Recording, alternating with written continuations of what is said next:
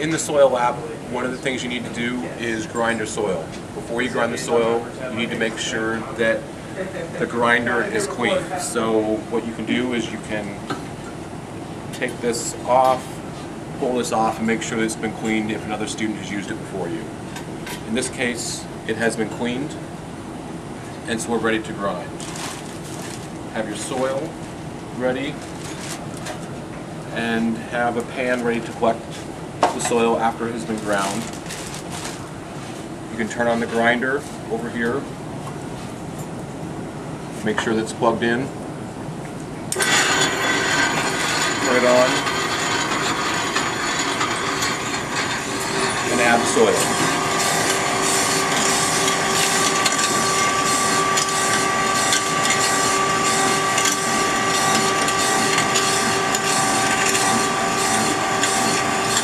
Make sure that you have removed the necessary stuff, such as rocks, from the soil before you actually go to grind.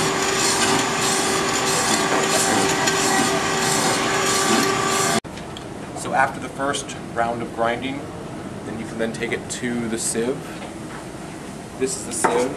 We have the mesh and then the collector. So you can add the soil to the sieve, put on the top, and then you can shake it. And then when you're done, the soil that was too small to go through the mesh is here, and then the soil with the small enough granule size has gone through. If this is less than, I believe it's 90, or if this is more than 90, if more than 2% of the total mass is here, then you need to regrind it. So you stick this back into the pan and take it back to the grinder and grind it again. So after you put the soil through the sieve, the next step is to separate it into 4, 5 to 10 gram samples of soil. Right now we have all the soil that is proper fineness, and so you need to weigh this, or whatever it says to do in the manual. Make sure you weigh everything according to what you need. You can add this to a container, and here we will split the samples. So what this does is it will split the samples 50 to 50 on one side. So if I have 120 grams of soil here, I could dump it, and then if I have containers here,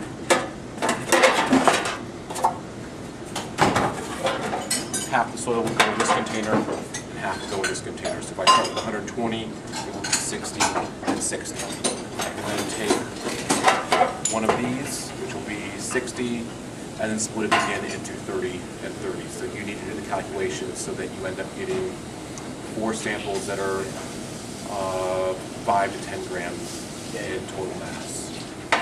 Another thing that's important is if you're using these smaller containers, make sure you have these booster blocks for them to sit in. Also, you may have to put these in an angle to make sure they fit.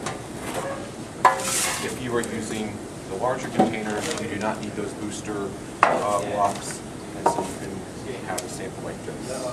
One more thing, when you're adding the soil to the riffle, make sure it's fairly even across, and then you just do a nice, simple pour, and it will split it 50-50. Thank you.